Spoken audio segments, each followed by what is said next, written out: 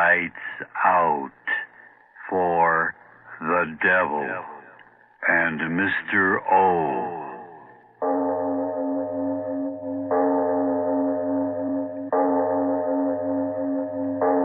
It is later than you think.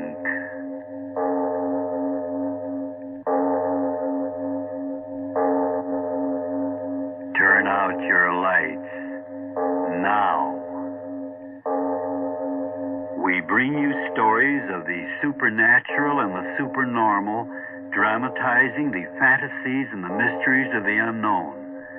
We tell you this frankly so that if you wish to avoid the excitement and tension of these imaginative plays, we urge you calmly but sincerely to turn off your radio now.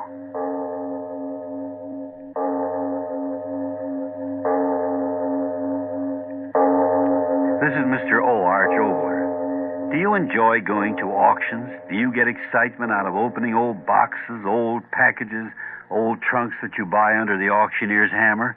As you lift the end of that old steamer trunk, does your heart beat a little faster as you think maybe it'll be full of gold coins or letters from Lincoln or... All right. That's a very human trait, anticipation. So let's anticipate today's play, The Chest, which happens after a short message. And now, if you haven't already done so, turn off your lights now and listen to The Chest.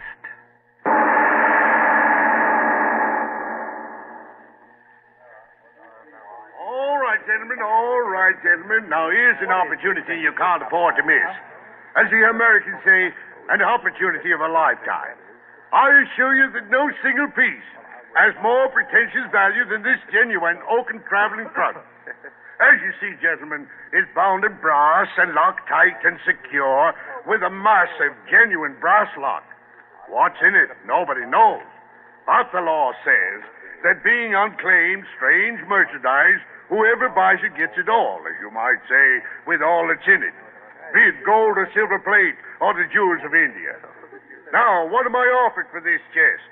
Make your bids and make them good, gentlemen. Do I hear someone say 10 pounds? 5 shillings. Now, gentlemen, look at it. Locked tight. And nobody knows what's inside. A fortune waiting here. And somebody talks of 5 shillings. Now, come, let's on with it. What am I offered? 5 and 6. Oh, gentlemen, for firewood alone. I offer 6. 6. 6 and 6. 7. Well, gentlemen, it appears we're having a competition in little numbers. Is there anybody here would like to raise the bid an eighthly? 7 and 6. 8. Gentlemen, I ask you, ain't there anybody here what's heard what I said about this chest being locked and sealed? Oh, let it go. It's the last thing I've got to auction. So let it go. We'll all go home. Going to the little gentleman right down there for 8 shillings even. Do you hear any more? Sold. Step right up here, sir, and claim your purchase. Now, what might your name be for the record? Name? My name is Maggs. Yes, Harold Maggs. And the money, Mr. Maggs? Oh, yes, sir. My pocketbook got it all ready. 8 shillings, sir. Here you are. Right you are. You understand, of course, the cartage is extra. Oh? Oh, is it? Right you are. Now, where will I send the chest? Look, I don't know. I mean, extra charges. Where will I send it? 92 Applegate Southwest 3. Right you are. Is that all? That's all. The chest is yours. You'll get it in the morning. In the morning, but I'll be at work in the morning. Your old woman will be home, won't she? Oh, yes, but she doesn't In know the anything morning about... they'll deliver it, and in the morning you'll get it. Good night to you. Oh, good night, and thank you. Thank you. Thanking me, huh? If you knew what I know of that trunk, you wouldn't be thanking me. You'd curse me to the devil.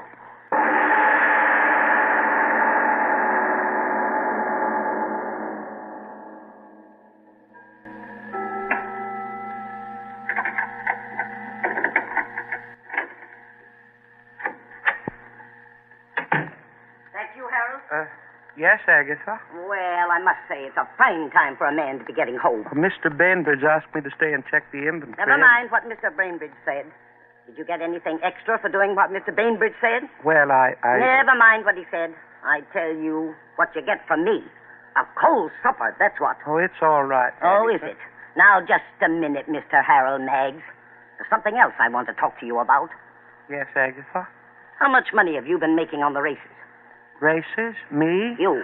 Oh, no, you know I never play the horses. And how much money did that rich uncle of yours in Australia leave you? Australia? Me? Why, Agatha, what are you talking about? I haven't got any uncles in Australia. Oh, then maybe it's a gold mine you discovered. Or maybe a well that gives 100 gallons of petrol a minute.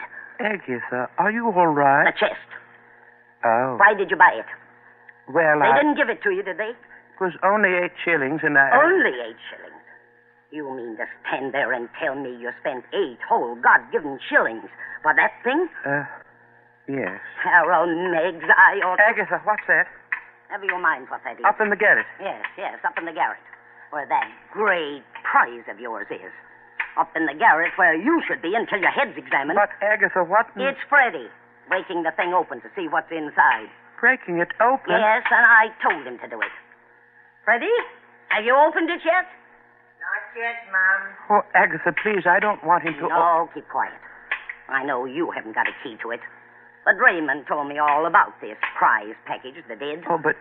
Plunked it right down in the middle of the kitchen floor. And poor Freddie and I had to carry it all the way upstairs. Oh, but Agatha... Oh, we'll find out what's in it soon enough. Oh, no, please, he shouldn't break the lock. It's a good one. Maybe I could pick it. I'll go up No, Harold, come back here. Let Freddie do what I told him to. Harold, come back here this minute. Harold, you regret this, making me climb these stairs. Harold, do you hear me? Mom, make him stop. Harold, what's come over you? He won't smash my chest. He won't. Well, Mom said I could. She did. She said I could. Dare you strike that boy. Oh, I didn't. Well, you thought about it. He may not be your flesh and blood, Harold Meggs, but he's mine. He's a big lout, 30 years old. Mom, he called me I a heard. big lad And again. it's quite enough. Harold Meggs, give me that hammer. Yes, Agatha. I'll fix your precious chest, your precious lock. That's right, Mom. Show him. Oh, a good one, Mom. You smashed it. Oh, it was a good padlock. You keep quiet. Buy a cat in the poke, will you? Did you, Mom? Well, now we'll see your grand bargain. Help me lift the lid, Freddie. Sure thing, Mom. We'll see what you wasted Here we my are. good money. Mom. Why, It's empty. empty. Harold Meggs, you wretch, you.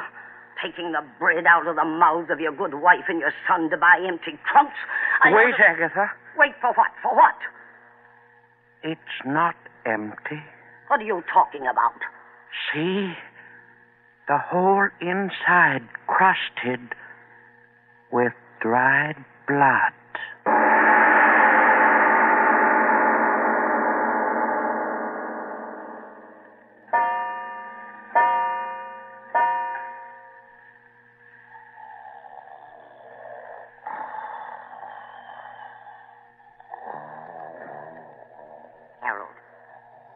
Harold, wake up. Wake up. Open your eyes, you stupid fool. What? Wake up, Freddie. It's not morning. No, of course not. Open your eyes. Oh. I heard something. Well, what did you hear? Can't you hear anymore? I said there's someone in the house. What do you mean? Listen. I don't hear anything. Don't talk. Listen. You heard? Yes. Up in the garret. Oh. Get up and do something. Well, what could I Well, you're do? not going to let them steal the house away from us. There. Again. But why in the garret? Are you going to lie there talking while they... But we've nothing there for anyone to take there. It's Freddie. Freddie, what? Come on. No, not up there. Well, I'm going. Harold, come back and don't leave me alone to be murdered. Harold, don't go up there. Harold, I'm frightened. Agatha, come up here quickly. No, I'm afraid. Agatha, quickly. All right. I'm more afraid down here than I'll be up there. Can't be much to be afraid of. If you're not afraid, Harold. So dark up here. Well, Harold, what is it? Agatha, come here. Help me. Well, what is it? What's the matter with you? What? It's your Freddy. Freddy.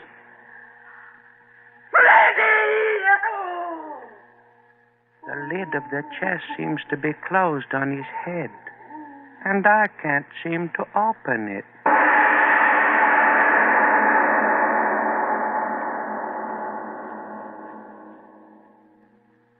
We leave our The Devil and Mr. O's story of the chest for a message. And now back to our story of the chest.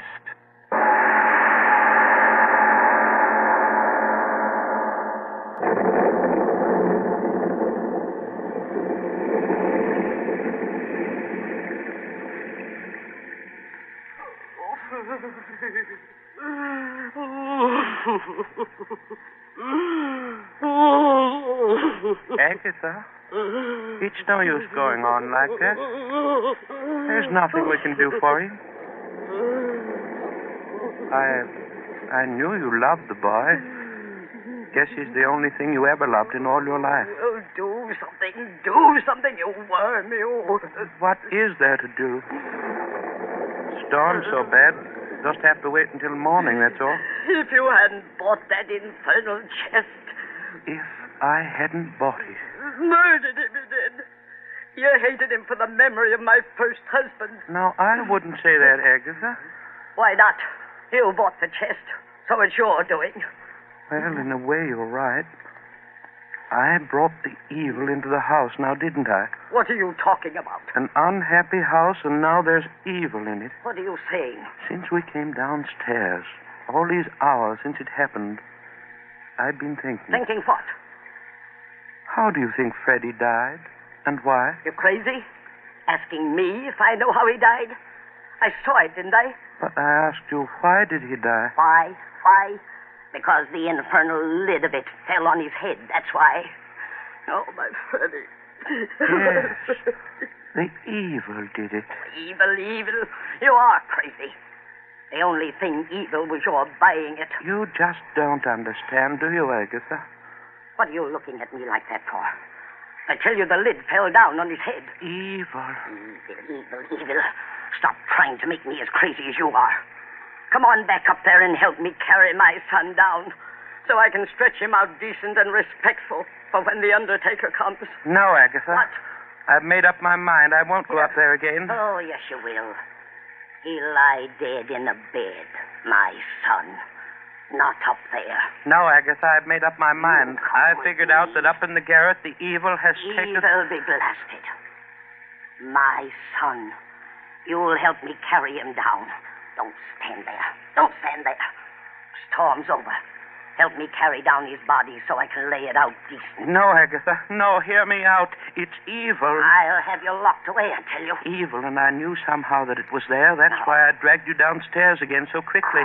You never thought much of me, Aggie, but this No. time, believe me, if I go up there with you, it means my life. I've listened to enough. A split-headed little worm, that's what you are. There's nothing up there but that blasted chest you bought and Freddie's body. And if you won't help me bring him down, then, curse you, I'll bring him down myself. No, Agatha, come back. Aggie, come back. Agatha, I beg you. Aggie!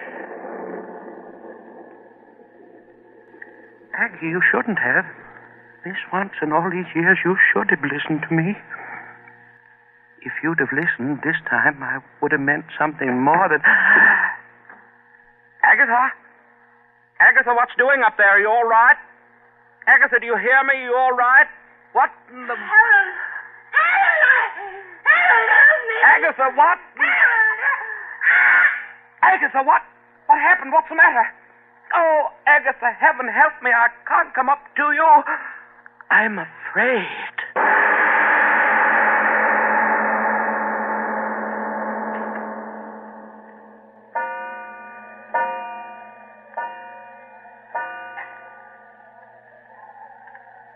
Agatha, that's another hour.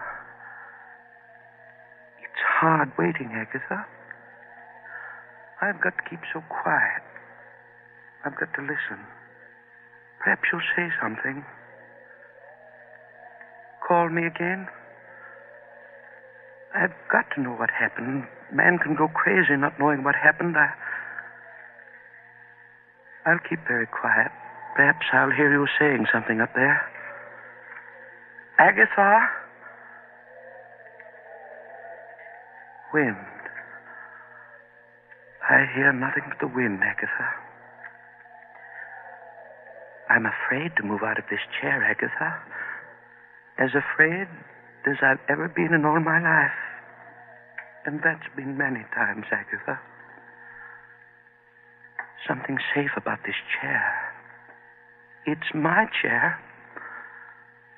I've sat in it so many times it knows me. And while I'm in it, nothing can happen to me. Now, can it? But if I were to get up, leave it, walk toward the door. No, I won't do that.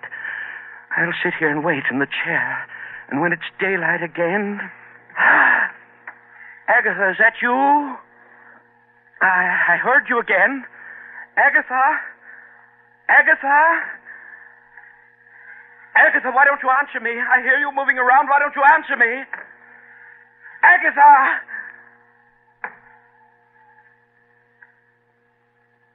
Agatha, isn't it you? Sounds as if a heavy chest were being moved along to the head of the stairs. No, nothing more. So quiet. Coming down the steps. Coming down. Agatha, is that you? You bringing the chest down? Agatha, is it you? No, it couldn't be you, could it, Agatha? And who is bringing it down? Who is it? Answer me. Answer me!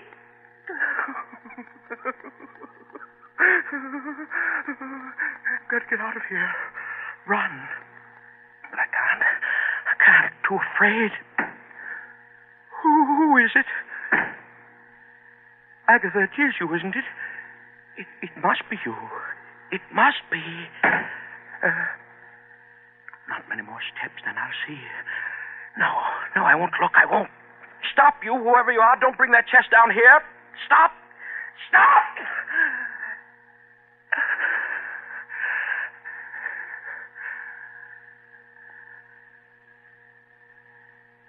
Stopped. No further. Stopped. I won't have to see. I won't have to see. Again.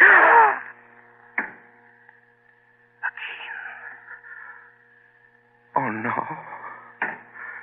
So close, bottom of the stairs. I'll see. What? Oh, if I could close my eyes. Only one more step. I know it.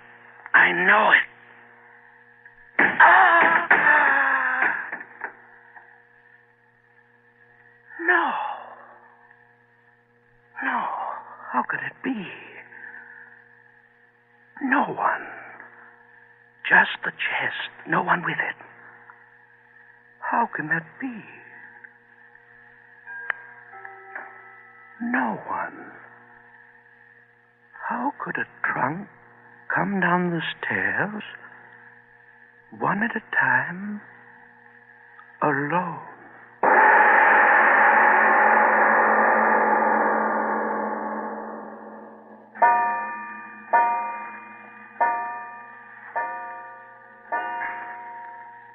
Daylight. Why doesn't daylight come? There's something buzzing in my head. Oh, my head. Why do I sit here staring at that thing of evil? I've got to know. Yes, I've got to know. Get up. Close to it. Just a chest. Why should I be afraid of it? Just a chest. Put my hand on it. Moved under my hand. Thing of evil, I'll get you. You won't get me, I'll get you. My axe. Where's my axe? Closet. Was in here. Yes. Got to find my axe. Won't get me, you blasted chest, you. Got it. You hear me, you evil? Axe in my hand, I'm coming for you. You came after me, but I'll get you. I see you there at the foot of the steps, you chest, you. Lying there so quiet, aren't you? Think I'll open you and then you'll get me, too? Well, you won't. You won't. I'm coming for you. See? I'm creeping close to you. Slowly. The way you crept down the stairs for me. How do you like it, you evil, waiting for your doom? I'll get close to you. I'll swing my axe, and then your evil will be over, won't it? You'll be wood and twisted bands of brass, and then I won't have to be afraid anymore, now will I? Now! I'm close enough. You're doomed, Chest. I'm your doom. Here! There. I did it, you evil Chest. You cracked you wide open. I'll pull the rest of you wide apart, and then... Agatha! You were in it! My axe, it's in your skull!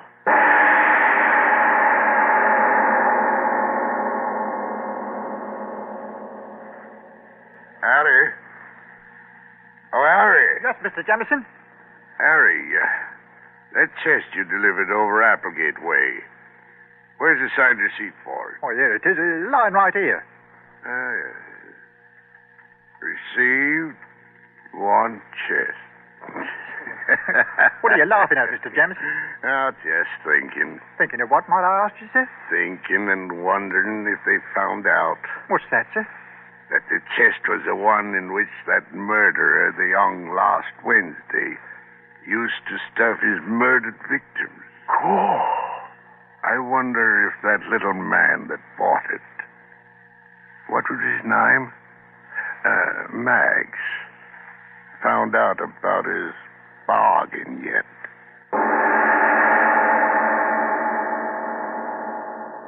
This is Mr. O.R. Jobler. I can just hear somebody in Joliet, or is it Dubuque, saying, "Hey, wait a minute, Mr. O. You mean to say that old chest actually killed someone?" Now listen, friend. The supernormal and coincidence, who can separate the two? I'll tell you something that really happened to me, a very strange happening, after this pause for station business. This is Mr. O again. Yes, about that thin line between coincidence and the supernormal. A number of years ago, late at night, I sat down at my typewriter to write a story. I sat, but no ideas. Then, just as the clock struck 12, the idea came. Quickly, I began to type. The story, a criminal in a hotel room hiding from the police. He climbs out the window and hangs from a narrow ledge high above the street. Well, I got that far with the plot, and then, suddenly tired, I went to bed. The next morning, the headline of the paper told of a criminal who had hidden in a hotel room, and then, when the police broke in, exactly at midnight, had tried to escape by hanging from his fingers from the narrow ledge outside the room. In other words, as I was writing that story, at the very moment, it was actually happening. Coincidence? Supernormal? Who knows? Now that brings us to our next play on the series. Its title is Paris Macabre, and it concerns itself with two undergraduates on a summer tour of Europe who decide to see, the real Paris. They crash a dance and discover that, well, as usual, you're going to have to wait for the rest of that until next week.